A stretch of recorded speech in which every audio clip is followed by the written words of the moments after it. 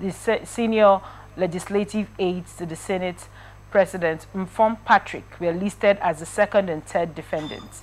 In the suit marked CV 73725, Akpoti-Uduaghan, through her lawyer Victor Giwa, alleged that defamatory statements were made by the Senate President and published by his aide on Facebook. According to him, the post titled "Is the Local Content Committee of the Senate Natasha's Birthright?" included a statement suggesting that Akpoti-Uduaghan believed being a lawmaker was only about pancaking her face and wearing transparent outfits to the chambers, he stated. A declaration that the words, "It is bottled anger by the Kogi lawmaker who knows nothing about legislative rules. She thinks being a lawmaker is all about pancaking her face and wearing transparent outfits to the chambers," used and written by the third defendant at the prompting of the first and second defendant, is defamatory and intended to cause public opprobrium and disaffection towards the claimants. She also urged the court to restrain the defendants and their associates from making further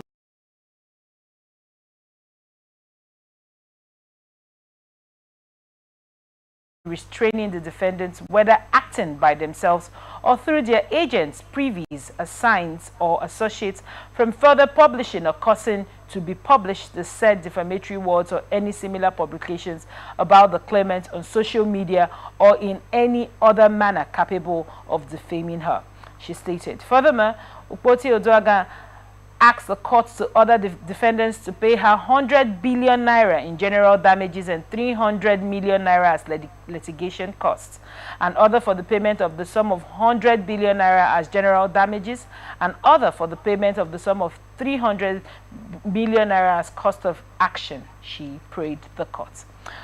What are your thoughts on this report, sir? Yes, Senator Natasha Akpoti-Uduaghan, she's not just a very beautiful woman, but I like her because she's intelligent. She's confident, and she knows what she wants from a system. Few weeks back, we saw a video of her current achievement in office. It was mind-blowing. I was very surprised that a female senator can pursue such a development of her immediate constituency. She built schools, she did empowerment programs, you know, helping out people at different dimensions. That is what is expected of senators and those who are in those offices. But having said that about her, I will equally say that I love what she represents. She's trying to project the Nigerian women, African women, to be confident of themselves. We live in a system where we have male chauvinists. We have men who believe that the moment they speak, a woman should sit down. I don't really believe that. Women have the beauty they bring to every system. In fact, we're asking for 30% female affirmation in politics, and they are not even up to 30%. So the men must protect the very few women that they have around them. And Senator Natasha may have her own weakness, which perhaps people interpret out there to be disrespect for state authorities. But all the same, something must lead one to be successful. Right. I believe that men must show more respect for women. And at that level, it becomes important that men should show more respect to women when they speak, because the society is watching. How they treat women at that level, how they react to women, how they talk to women, helps to pattern the way the lower kind of people treat wives, sisters, and the female friends. Now, for me, the brouhaha between Natasha and Akpabio is such that we may not exactly know the things that have happened behind. I've seen videos and pictures where even Natasha was taking a selfie with Akpabio himself. I've seen it. You were taking a selfie. It was Natasha holding her phone to take the selfie. So perhaps they used to be friends in the past. We don't know what has transpired behind. What we are seeing is what is really happening at the floor or in the open, which there are other things that happen in secret. We're not aware, and they have not told us. But we are just reacting based on what we are seeing on the front house. But do you think whatever their personal vendetta is, do you think it should be aired out, in public like this? I think at their level, they should not do that. Because the moment they go into pettiness, it will devalue the office, the high office they occupy. Okay? But the complaint we've had is that, number one, he was removed as the Senate Committee Chairman on Local Content by the leadership of the Senate. Okay? After which, the very day that happened, he said his sitting position was relegated at a corner where he believes he will not be captured.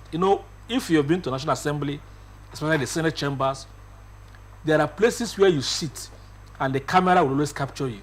And the beauty of being a legislator is that your people back home want to see you on TV and say, yes, that's a senator, that's my House of Reps, he's doing very well. There are sections of the chambers that you will sit, and honestly, nobody will see you on television. And even when you raise your hand to be noticed, for you to make presentations at the floor, nobody will see you and nobody will notice you. So she was like, why will the Senate president suddenly wake up one morning and banish me to a corner where nobody going to see me? And then she decided to invoke a section of their rules which gives her the right to complain. The next thing was they were not dragging for suspension. And then she invoked another section which will first allow her matter to be given to the Committee on Privileges. Instead of direct suspension, that the Committee on Privileges and Rights should first handle her matter before her suspension. And that caused a brouhaha between her and Akpabio. Honestly, Akpabio is someone I respect, but I believe in handling her colleagues, because Akpabio is simply the first among equals. They're all equals, but because he's the Senate president, in handling issues that has to do with his colleagues, he should be more careful and more respectful. Then when it comes to the senators who are women, the female senators, Akpabio should be very careful, because this is the second senator she has had an issue with. The first female senator was the woman representing Abuja senatorial district. That is Senator Kingibe. That's the first woman they had issue with, and this is the second one. She should show respect to the female senators. It will help also to let Nigerians know, and especially the younger generations, that women deserve high level of respect. Thank you so much. What are your thoughts on this report? Firstly, I think he has really dealt on the issue very seriously, but I want to take our minds to the pertinent or the petty aspect of the issue, but very, very important as well. Right. Now, 100 billion for the formation of character. It goes to tell you how much they believe that they all have in their pockets. Because if you do not know that I have 10 million, you cannot be coming to asking for 100 naira. Now, they are demanding for 100 billion for the formation of character, and 300 million as cost for legal fees. This is to tell you how these monies in this country have been spent. Whether we accept it or not, both parties, as I say these words, if the Senate president hears it, the senator herself hears it, they will all come together and try to debunk this and make a light of it. That will be fine and good going forward, no doubt. But that tells an average Nigerian how these people see money, and why the increase of fuel, even if it goes to 2,000, they don't even want to know. They're not bothered, because so much is in their coffer. Having stressed and highlighted this very, very quiet but very important aspect for everyone to look at, if you are talking about the formation of character at this level, firstly, initially in this same discussion, I made reference to an honorable member who had the temerity to insult a fellow Nigerian, called him a monkey, slapped him. I was even trying to harass him. And at the end of the day, what was the fine? What was the damages paid? But now a senator is demanding 100 billion. With all due respect to Senator Natasha Akpoti-Uduaghan, her husband is a very responsible, respected personality, by myself, by all standard. My moments with him are not one that I would throw out the window. But I think going forward, she should look at the sensibility of the generality of Nigerians before these demands are made of public domain. That is one. More so, I think the case should not be swept under the carpet. A woman that, for me, I make bold to say, has done far more than all the other senators in the course of constituency projects, by the ones that are visibly seen, unless the ones who do things in spirit. But for the physical things that people have brought out to the public domain to show the world that this was what we have done as a legislative project, I think our project stands tall and stands out.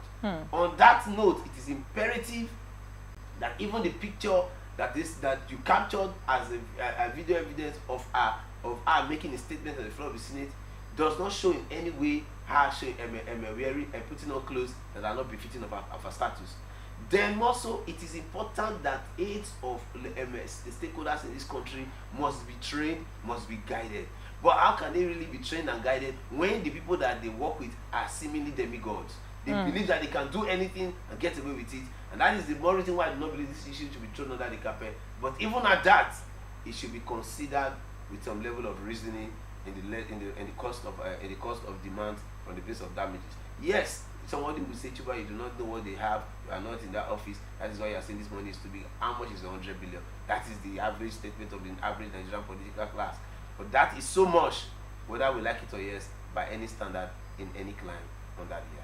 So what do you think this is, this sort of behavior, as it were, by the agents, you know, even though he's been taken to court and all of that, and he rightly mentioned, talking about the fact that the Senate should look more into women in the Senate. What are your thoughts in that regard, given this this happening a second time? If I make a statement I want to make, which I have a right of opinion, we have had ministers in this country since the democratic dispensation. If you want to call the most outstanding minister, everybody will still point at Ngozi Okonjo-Iweala. She's a woman. If we want to talk about the most outstanding senator today, I just made clearly the reference now to Senator Natasha Akpoti-Uduaghan.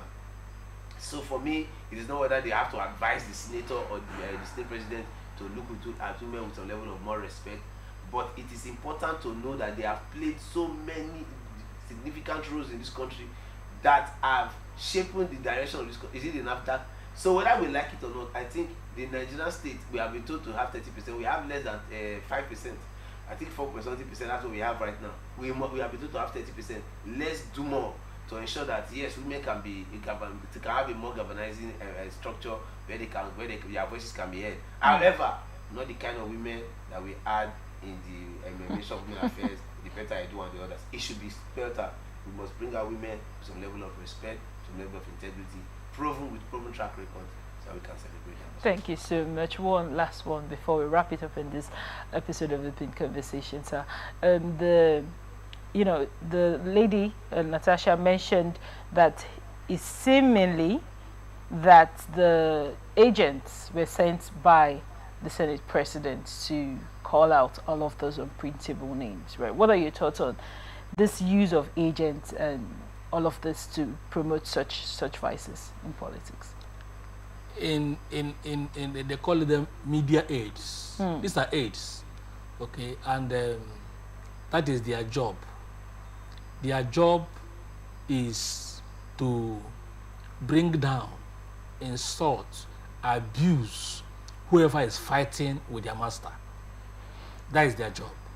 So the moment you have an issue with their boss, in this case, the Senate President, the media aides has to come for an attack against whoever. Are we going to say this is cyberbullying? Yes, that is why he's talking about defamation. It's cyberbullying, but perhaps he refused to go that way, but he has stopped at defamation. That his personality has been defamed and has brought to a public ridicule. Why should they say that he comes to the floor dressing almost half naked? Now they're in court, so it will be their responsibility to prove that what they have said is true by bringing pictures or videos of where she was half clad. But having said that, most of people at that level should advise their aides to watch the languages they use against their colleagues, against those they hide. In fact, those languages has caused more problem in Nigeria today. Those hard, strong languages, you know, and it's time for political office holders to begin to advise their media aid to ensure that we must not ridicule another person simply because we want to win a media war.